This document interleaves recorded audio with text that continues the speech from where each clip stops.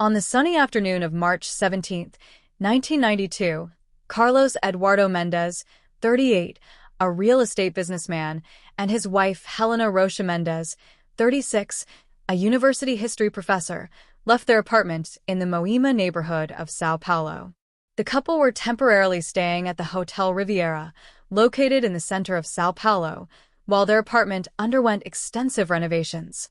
According to hotel records, they left the establishment around 2:37 p.m., informing the front desk that they were going to a business meeting and then dinner at a nearby restaurant. On that Tuesday, the sky in São Paulo was partly cloudy, with a mild temperature of 20 degrees Celsius. The capital was experiencing a period of intense economic development, but it was also facing a growing wave of urban violence. The successful and discreet couple had a stable and predictable routine, which made their disappearance even more disconcerting for family and friends. Carlos and Helena were known in their social circle as a harmonious couple. Married for 12 years, they did not have children by choice, dedicating themselves intensely to their careers. Carlos had recently closed a significant partnership with foreign investors for a development in the Avenida Paulista region, while Helena was about to publish a book on the history of Italian immigration to São Paulo. The last person to see the couple was the hotel receptionist Antonio Ferreira, then 24 years old. They seemed normal, maybe a little rushed. The Sanner. Mendez said they would return late, but certainly before 11 p.m., Antonio reported in his initial statement to the police. What no one knew at that moment was that Carlos and Helena would never be seen alive again. The first person to notice something wrong was Mariana Rocha, Helena's sister, who had a dinner scheduled with the couple for the next day. After several unsuccessful attempts to contact her by phone, Mariana went to the hotel on the morning of March 19th. When she was informed that the couple had not returned the previous night, Mariana's internal alarm went off immediately. My sister was extremely methodical. She would never spend a night out without letting someone know, especially if she had commitments the next day, Mariana later stated. The hotel manager, Claudio Ribeiro, initially suggested that the couple might have decided to spend the night elsewhere, something that was not uncommon among guests. However, he agreed to check the couple's room. Room 412 was exactly as housekeeping had left it the previous afternoon. The couple's bags remained organized in the closet. Their personal belongings, including documents, credit cards, and a considerable amount of cash, were intact. The bed was made, showing that the couple had not slept there the previous night. It was at this point that Mariana decided to call the police. The police report was filed at 2:22 p.m. on March 19, 1992, at the 718 São Paulo police station. Chief Roberto Camargo, in charge of the case, initially treated the situation as a possible voluntary departure, a common practice at the time for adult disappearances. However, the scenario completely changed when Carlos's secretary, Denise Oliveira, revealed that her boss had a crucial meeting scheduled for tomorrow, the 19th, with Japanese investors. It was an appointment he had been awaiting for months, and one that could have represented a leap forward in his career. His unexplained absence from this meeting was the first concrete indication that something serious might have happened. The first weekend after the disappearance was marked by intense searches. Friends, family, and co-workers organized groups to distribute flyers with photos of the couple in hospitals, police stations, and on the streets of downtown São Paulo. Local media began reporting on the case, initially as a small item in newspapers that gradually gained more coverage as the mystery deepened.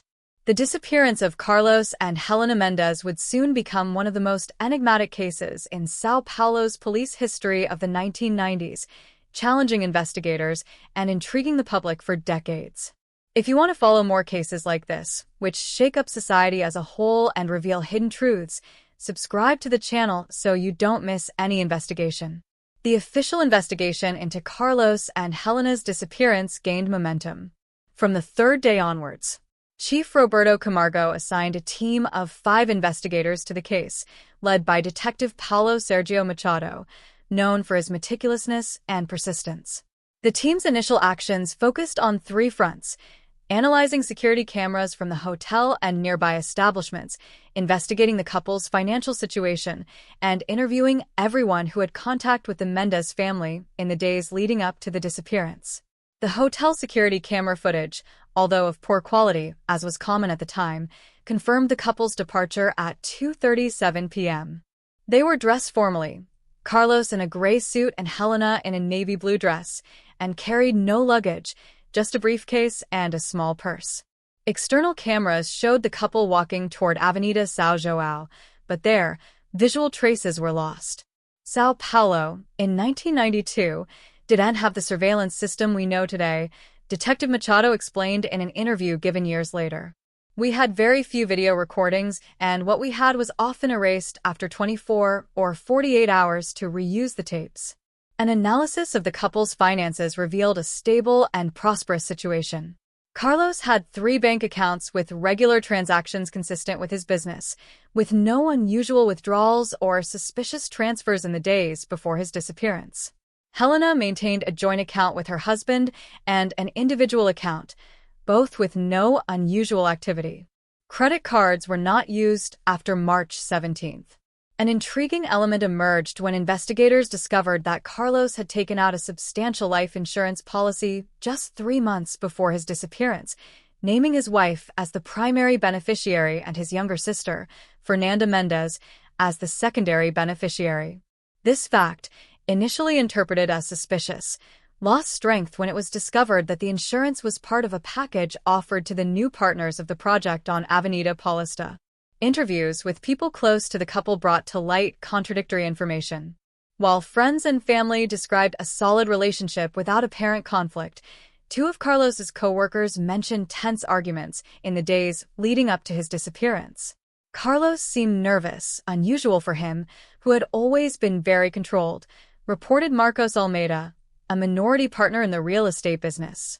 He mentioned he was facing a complicated situation, but didn't elaborate. I thought it was business-related, but now I'm not sure. A university colleague of Helena's, Professor Cristina Duarte, mentioned that Helena had confided in me that she was worried about something she had recently discovered. She told me she had found disturbing information but needed to investigate further before making any decisions. I thought it was related to her research on Italian immigration, perhaps sensitive historical documents. Approximately 2 weeks after the disappearance, the first concrete clue emerged. The couple's car, a metallic blue 1991 Monza, was found parked near the T bus terminal, about 10 kilometers from the hotel. The vehicle was locked, with no signs of forced entry or violence, and all the documents were in the glove compartment. A thorough inspection revealed only 2 unidentified fingerprints on the dashboard and traces of dirt on the driver's side carpet, consistent with the type of soil found in regions of the interior of São Paulo. This discovery considerably broadened the scope of the investigation. The hypothesis that the couple might have left the capital voluntarily gained traction, leading investigators to send notices to police stations in cities in the interior of São Paulo and neighboring states. Simultaneously, the possibility of foul play became more palpable, with the bus terminal being a location frequently associated with kidnappings and human trafficking in the early 1990s. Detective Machado organized a search operation in the terminal area, with officers interviewing taxi drivers, street vendors, bus company employees, and homeless people. Dozens of statements were collected, but none of them yielded conclusive information about the couple. Meanwhile, a parallel line of investigation explored possible connections with Carlos's business. The Paulista Avenue venture involved considerable sums of money and diverse partners, including a group of Argentine investors with controversial histories. Undercover investigations revealed that one of these investors, Alejandro Vasquez, had indirect connections to illicit activities in Buenos Aires. Although nothing has been officially proven, we followed this line for a few weeks, explained Delegate Camargo. But we found no concrete evidence that Carlos's business dealings could have motivated a crime. The investors had solid alibis. They were all in their home countries on the day of the disappearance. 3 months into the investigation, with few concrete leads and limited resources, the case began to lose momentum. The media gradually reduced coverage, and the dedicated team was reduced to just 2 investigators. The family, however, continued their tireless search, hiring a private detective, Osvaldo Meirelles, who continued following leads on his own. It was Meirelles who discovered in September 1992 that Helena had visited a small hotel in Campos do Jordão, a tourist city 173 kilometers from São Paulo, 3 times in the months before her disappearance. On these occasions, according to the establishment's records, she stayed alone, always for just one night. This fact had never been mentioned by any family member or friend, adding a layer of mystery to the case. Helena was reserved about her personal life, but not to the point of hiding frequent trips, commented her sister Mariana, visibly surprised by the revelation. If she had visited Campos do Jordão several times, there was a good reason. The discovery led the police to reopen some lines of investigation. A team was sent to Campos do Jordão to investigate the hotel and interview staff. The establishment, called Posada Serra Verde, was a modest place, frequented mainly by couples seeking discretion. This detail raised speculation about a possible double life for Helena. However, the inn's owner, Augusto Pereira, offered a different perspective. Mrs. Mendes always arrived with a briefcase full of documents, spent hours in her room writing, and only left briefly for meals. It seemed more work than leisure or romance. This information coincided with Cristina Duarte's account of Helena's research, suggesting that the visits to Campos do Jordão could be related to her book on Italian immigration. The region had been an important settlement point for Italian immigrants in the early 20th century, with several local historical archives rarely accessed. Consulted by researchers. By the end of the first year of investigation, the case of Carlos and Helena Mendes had already accumulated more than 300 pages of testimonies, reports, and analyses, without reaching any definitive conclusions. The main hypotheses remained open: voluntary escape, business-related crime, kidnapping followed by homicide, or, less likely but not ruled out, a new identity assumed by the couple for unknown reasons. The case would be officially classified as ongoing, without significant progress, in the following years, transitioning to the category of unsolved cases as new priorities emerged in the overburdened São Paulo police force. After 5 years without significant progress, the Mendes case seemed destined to remain among the thousands of unsolved disappearances in Brazilian police files. The family never gave up, keeping the search alive through periodic media campaigns and constant consultations with authorities. Mariana Rocha, Helena's sister, had become particularly vocal, founding in 1995 the Brazilian Association of Relatives of Missing Persons, an organization that pushed for improvements in investigations and public policies related to disappearances. In 1997, an unexpected event shed new light on the case. During renovations at the Riviera Hotel, where the couple had been staying, workers found a folder of documents hidden inside a false wall in the hallway near room 412. The folder, immediately handed over to the police, contained photocopies of old documents, apparently written in Italian, along with Helena's handwritten notes. "It was like finding the end of a thread we thought was lost forever," commented Chief Constable Camargo, called to examine the material, even though he was already in another police division. Initial analysis of the documents revealed that Helena had discovered records of a secret operation for the transfer of valuables and works of art from Italy to Brazil during the final years of World War II. Helena's notes suggested that she was tracking the fate of a specific collection belonging to an Italian Jewish family that had fled to São Paulo in 1943. The professor had mapped connections between this family, the Rossis, and important figures in the São Paulo elite. Post-war period, including bankers, industrialists, and, surprisingly, relatives of her own husband, Carlos. This revelation prompted a complete reorientation of the investigation. A team specializing in historical and financial crimes was assigned to analyze the documents found in detail. At the same time, investigators revisited Carlos's family tree, discovering that his paternal grandfather, Enrique Mendes, born Rico Montini, had emigrated from Italy in 1946, quickly establishing himself in influential circles in São Paulo, with a heritage whose origins have never been clearly explained. Helena seems to be in on a family secret that Carlos was possibly unaware of, Detective Machado theorized in an internal report. The documents suggest she was investigating whether the Mendez early fortune could be linked to assets misappropriated during the chaos of the late war. In search of more information about the Rossi family, investigators located a survivor, Sofia Rossi, then 82 years old, living discreetly in a nursing home in Santos. The elderly woman confirmed that her family had lost a valuable collection of art and jewelry during their escape from Italy and that for decades she had suspected that these assets had been appropriated by intermediaries who promised to send them to Brazil. "My father always believed we were betrayed by someone close to us," Sofia recounted in an emotional testimony. He died in 1967, still talking about a hidden treasure that would one day be recovered. Another significant breakthrough came in 1999 when a former employee of the Riviera Hotel, Maria do Carmo Santos, contacted the police with information she had kept for years. Maria, who worked as a cleaner at the hotel in 1992, reported seeing the Mendez couple returning to the hotel through a secondary entrance around 11 p.m. on the day of their disappearance, accompanied by an unknown man. The three appeared tense and carried a heavy briefcase. "At the time, I was afraid of getting involved and losing my job," Maria explained.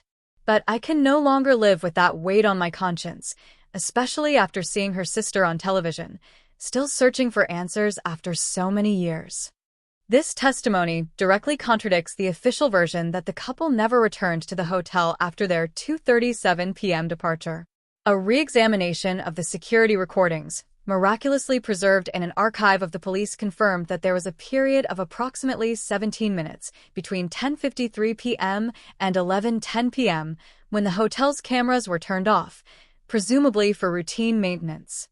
Based on this new information, an undercover operation was mounted to investigate areas of the hotel that had not been thoroughly examined in 1992. Using more advanced technology available in the late 1990s, including thermal scanners and cavity detection equipment, forensic scientists found evidence of structural alterations in a basement service area near the kitchens. However, before a more invasive search could be conducted, the hotel was suddenly sold to an international developer and closed for a complete renovation. Partial demolition of the building began just 48 hours after the sale, destroying potential evidence before court orders could be obtained.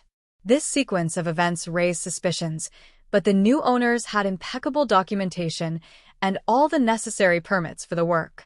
The case would gain international attention in 2003 when a Buenos Aires antique dealer contacted the authorities. Brazilians, reporting that he had been approached by an intermediary interested in discreetly selling a set of jewelry and small sculptures that matched the description of the Ross family's possessions. The seller, who identified himself only as Paulo, withdrew from the negotiation when the antique dealer requested ownership documents and provenance.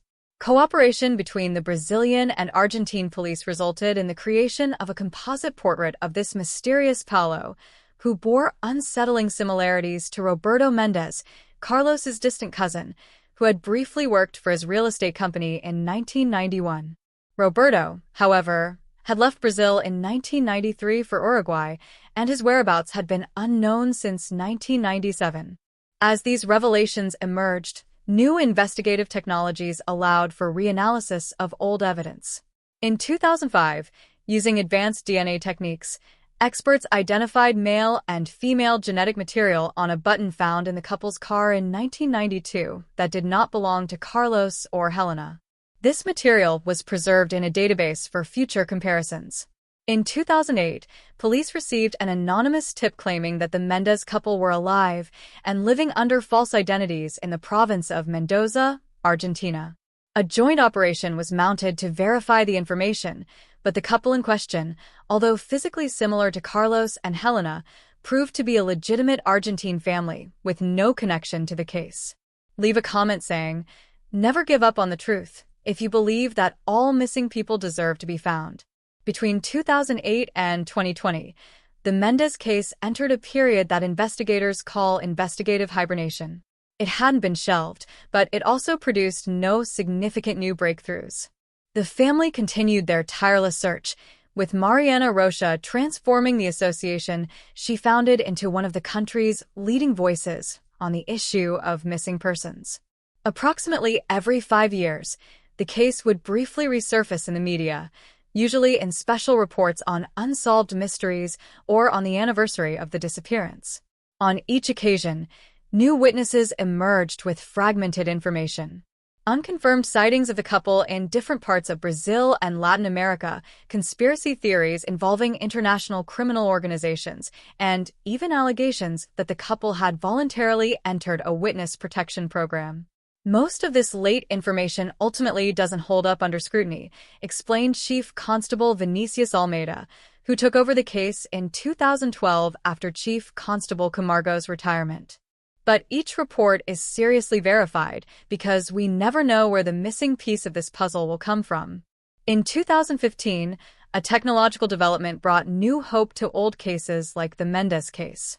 The Federal Police Department implemented an advanced facial recognition system that began cross-referencing images of documents issued nationwide with a database of missing persons. For the first time, it was possible to automatically identify whether Carlos or Helena had obtained false documents in any Brazilian state. Meanwhile, the digitization of police files from the 1980s and 1990s allowed data analysts to identify patterns and connections beforehand, invisible among seemingly unrelated cases. It was through this process that, in 2017, investigators discovered a possible link between the disappearance of the Mendes family and a document forgery scheme dismantled in Curitiba in 1994. 2 individuals arrested in that operation had been found with drafts of false identities, which, although using different names, contained altered photographs that bore similarities to Carlos and Helena. The forgers, already deceased when this connection was discovered, had worked for various criminal organizations specializing in giving new identities to people who needed to disappear, whether fugitive criminals or ordinary people who, for various reasons, wanted to leave their lives behind. This discovery raised the possibility that the couple had in fact chosen to disappear voluntarily, perhaps out of fear related to the information Helena had uncovered, Chief Inspector Almeida considered in an internal report. If they suspected that the Mendes family fortune had compromising origins, they may have feared retaliation if they continued investigating the matter. This theory would gain further substance in 2019, when an Italian historian published an extensive study on the appropriation of Jewish assets during the fascist regime and their subsequent transfer to other countries. The study specifically cited the Ross family case and cited documents suggesting that intermediaries had embezzled a significant portion of the family's wealth. Among the names cited as possible recipients of these assets was that of Enrique Montini, Carlos' grandfather. Although the author emphasized that the evidence was circumstantial, the Mendes family, through their lawyers, vehemently contested the implications of the study, arguing that Enrique had built his fortune legitimately through real estate ventures in the post-war period. However, the study brought renewed media attention to the disappearance case, and journalists began to speculate that Helena might have uncovered more concrete evidence of this historical connection. In January 2020, a new clue emerged when a maintenance worker at the former Riviera Hotel, now converted into a high-end condominium, found a metal box embedded in a wall during renovation work. The box contained several photographic microfiches, a common document storage medium in the 1980s and early 1990s, along with a small, unmarked key. The microfiche, when analyzed, turned out to be copies of pages from Helena's personal diary, covering a period of approximately 6 months before her disappearance. These records meticulously documented her investigation into the Ross family's assets, expressing growing concern as she uncovered evidence that some of this wealth had indeed reached Brazil through unofficial channels. I confronted C today about grandfather's documents. It read in an entry dated February 14, 1992. He looked genuinely shocked. I believe he knew nothing, but now he fears the implications for his family and business. We decided to investigate further before making any decisions. The last entry from March 15th, 2 days before the disappearance, was particularly disturbing. We found the confirmation we feared. The RS jewels actually passed through the hands of and were subsequently sold or hidden. C is devastated, but determined to do what is right. Tomorrow we will visit the place indicated in the documents. If we find what we expect, we will have to decide how to proceed. As for the key found with the microfiches, experts identified it as compatible with safe deposit box models used by a specific bank chain in the 1980s and 1990s. However, without numbering or identification, it would be virtually impossible to determine which specific safe it belonged to. In September 2020, a surprising turn of events occurred when Fernanda Mendez, Carlos' sister, passed away due to heart complications. During the inventory of his assets, lawyers found a sealed envelope to be opened only in the event of his death. The content, handed over to the authorities by Fernanda's own daughter, was a handwritten letter from her brother, dated April 1992, a month after the official disappearance. The letter, whose authenticity was confirmed by handwriting analysis, did not reveal the couple's whereabouts, but partially explained their motivations. Dear Fernanda, by the time you read this, we will have been gone for some time. I can't say where we are or if we'll ever return. Helena discovers something about our grandfather that changes everything. There are dangerous people involved, people who would not hesitate to silence anyone who threatened to expose the truth. We made the only possible decision to keep ourselves safe while we decided how to proceed. Please don't look for us. That would only put you at risk too. One day, perhaps the truth will come out. This letter reinforced the hypothesis that the couple had disappeared voluntarily, at least initially, possibly fearing retaliation related to discoveries about the origin of the family fortune. However, it did not explain the absolute silence for almost 3 decades, nor why they had never contacted their loved ones, even after the deaths of the original alleged parties. On March 7, 2024, 32 years after the disappearance of Carlos and Helena Mendez, employees of the condominium, which now occupied the former Hotel Riviera, were carrying out a routine inspection of the basement equipment when they detected a problem with the refrigeration system. The source of the problem was traced to an isolated area previously used as a cold storage room for the hotel restaurant and which had been sealed off during the 2000 renovation. When they opened a passage through a false wall, technicians came across an old industrial freezer, still in operation, connected to an independent and camouflaged electrical system. The freezer was locked with a padlock, and the condominium management, recognizing the strangeness of the situation, immediately called the police. When police authorities opened the freezer, they found several hermetically sealed plastic containers inside. In 2 of these containers, wrapped in several layers of plastic, were pairs of amputated human feet, perfectly preserved by the intense cold, one male pair and the other female. It was a macabre and completely unexpected discovery, reported Delegate Raquel Montero, currently in charge of the case. Our first reaction was shock, followed by immediate realization that we could finally be faced with concrete evidence about the fate of Carlos and Helena Mendez. Preliminary examinations carried out at the scene indicated that the limbs had been carefully amputated, possibly by someone with medical expertise, and immediately frozen. Along with the containers, investigators found a USB flash drive protected in a waterproof case, containing encrypted files. The remains were sent to the Legal Medical Institute for detailed forensic analysis, including DNA testing to compare with genetic samples from the Mendez family preserved in the police database. In parallel, cryptography experts worked to access the contents of the flash drive. The DNA results, released 10 days later, confirmed what many already suspected. The amputated feet belonged to Carlos Eduardo Mendez and Helena Rocha Mendez. Forensic analysis revealed that the amputation had occurred post-mortem, probably between 24 and 48 hours after death. The cause of death could not be determined from these remains alone, but there were no obvious signs of trauma in the preserved tissues. As for the pen drive, after intense efforts, technicians managed to decipher part of its contents, revealing a text document digitally signed by Roberto Mendez, Carlos's distant cousin, who had disappeared in 1997. The document, dated January 2000, presented itself as a confession. My name is Roberto Mendez, cousin of Carlos Eduardo Mendez, and I write this account as a confession of the acts I committed and witnessed in March 1992. Carlos and Helena discovered that my great-uncle Henri had illegally appropriated Ross family assets during his visit to Brazil. When they learned that I worked for an organization that protected the interests of traditional families with similar secrets, they approached me seeking guidance on how to proceed. I arranged to meet them on the evening of March 17th at the Riviera Hotel, using the service entrance to avoid registration.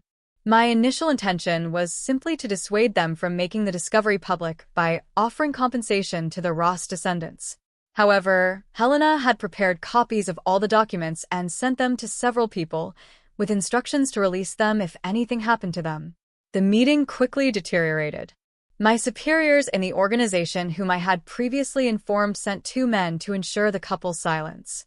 The situation got out of control. Carlos tried to protect Helena and was hit in the head. She tried to escape and suffered the same fate. It wasn't supposed to end like this, but the damage was done. Following the organization's protocols for extreme cases, the bodies were temporarily hidden in the hotel's old cold storage room, which was deactivated but still functional.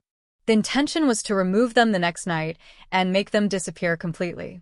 However, with the family's rapid mobilization and the disappearance being reported, the plan had to be changed. To ensure that the bodies would never be found, even if the area was eventually searched with sniffer dogs or advanced equipment, it was decided that only a small portion would be preserved as insurance, evidence that could be revealed if any member of the organization was threatened. Feet were chosen because they contain less identifiable genetic material than hands, fingerprints, and still be sufficient for future identification, if necessary. The rest of the bodies were completely destroyed by methods I will not detail here. The chamber was then sealed with a false wall and the freezer's electrical system connected to an independent circuit, ensuring continuous operation, even in the event of renovations or partial demolition. In the following years, I actively participated in the dissemination of false clues and rumors about the couple's whereabouts, including the fabrication of Carlos' letter to his sister Fernanda.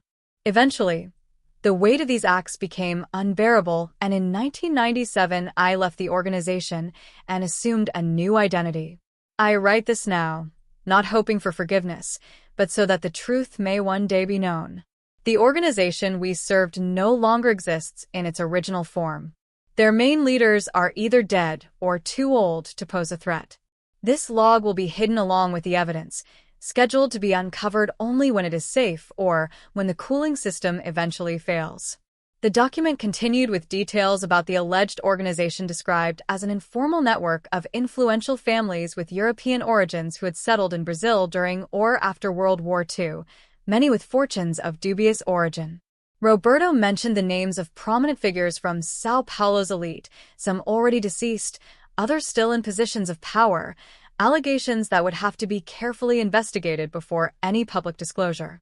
The federal police, now leading the investigation due to its international and historical implications, has launched a covert operation to verify the existence of the aforementioned organization and identify possible remaining members.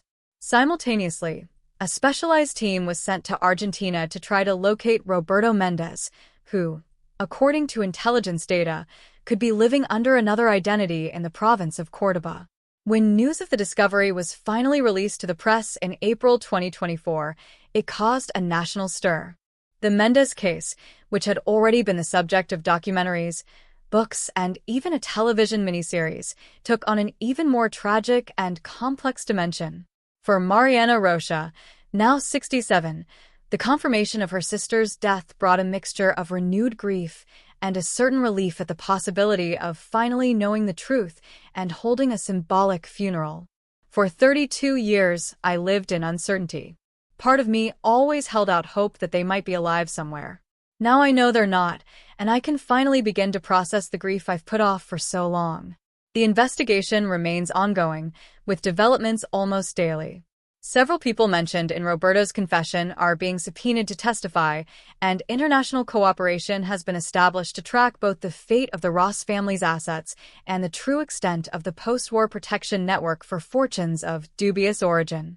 As for the remains of Carlos and Helena, after all the necessary forensic examinations, they were finally handed over to the family for a dignified funeral, held in São Paulo on May 17, 2024, exactly 32 years and 2 months after their disappearance. The low-key but meaningful ceremony brought together family, friends, and many of the investigators who dedicated years of their careers to this case. The mystery of the frozen feet in the hotel freezer turned out to be much more than an isolated case of disappearance. Exposed a dark side of Brazil's post-war history, shedding light on how fortunes built on dubious appropriations helped shape part of the country's economic elite, and how power structures have organized themselves to protect these secrets for generations.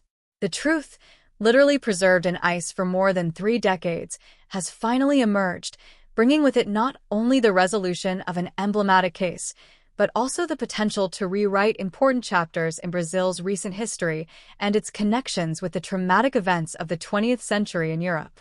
If you've watched this far, it's because you care about these cases that mark families forever.